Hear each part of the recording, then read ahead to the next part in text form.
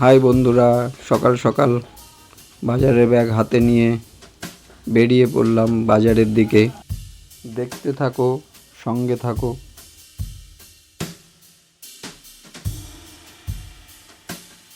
গিয়ে দেখলাম আমাদের সেন্ট্রাল গেট পড়া। সেখানে কিছুক্ষণ অপেক্ষা করতে হলো, তারপর আবার বেরিয়ে পড়লাম বাজারের দিকে। বাজারে গিয়ে পৌঁছলাম, গিয়ে দেখি রানাঘাট বাজারে কোনো জ্যান্ত মাছ পাওয়া যায় কি না। দেখতে থাকুন।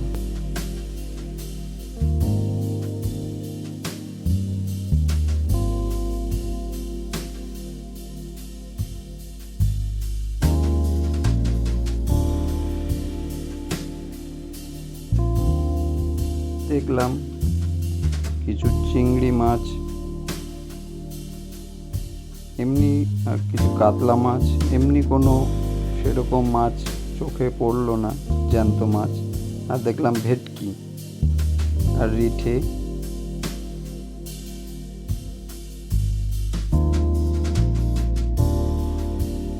গেলাম সবজি বাজারের দিকে।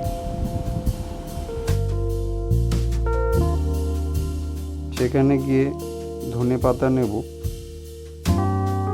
দিদি বলল ধনে পাতা 20 টাকার আনলেই হয়ে যাবে, কিন্তু আমি 250 গ্রাম ধনে পাতা নিই। তার সঙ্গে শশা দেখতে পেলাম, 1 কেজি শশাও নিয়ে নিলাম। শশাগুলো ভালোই ছিল। এইবার চলে গেলাম পেট্রোল পাম্পে। ওখান থেকে তেল ভরে এইবার বেরিয়ে গেলাম দত্ত বাজারের দিকে। কারণ দত্ত বাজারে অনেক ছোট বড় জ্যান্ত মাছ পাওয়া যায়। বাজারে ঢুকে পড়লাম, গিয়ে দেখতে পাচ্ছি অনেক বাটা, তেলাপিয়া, পোনা।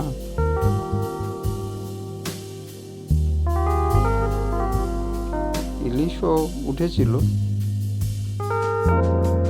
কিন্তু আমি দেখলাম জ্যান্ত বড় রুই 260 টাকা কেজি।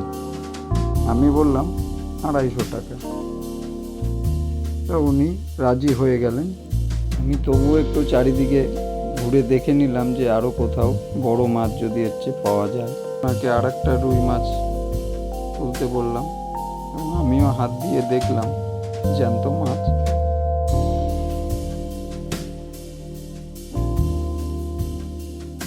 মাছটা তারপর একটু নিজে ধরে দেখে নিয়ে তারপরে ওনাকে বললাম কাটতে।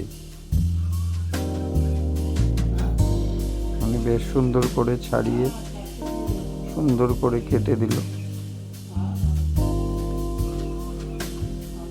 বড় বড় পিস করে।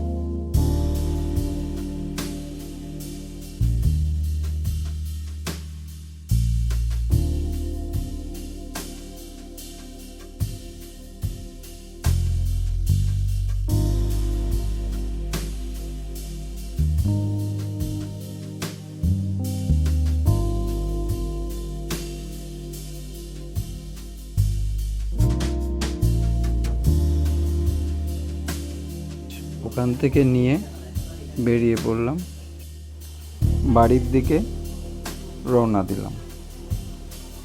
বাড়িতে এসে পৌঁছলাম।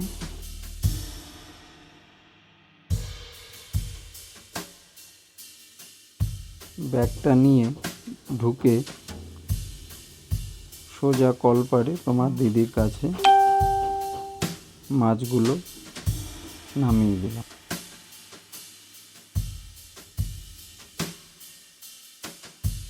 আমিও তোমার দিদির সঙ্গে হাত লাগিয়ে মাছগুলো প্লাস্টিক থেকে বের করে দিলাম। এবার দিদি সুন্দর করে মাছগুলো ধুয়ে নেবে। তাহলে বন্ধুরা, কিভাবে দিদি এই মাছের রেসিপিটা রান্না করে নেক্সট ভিডিওতে তোমরা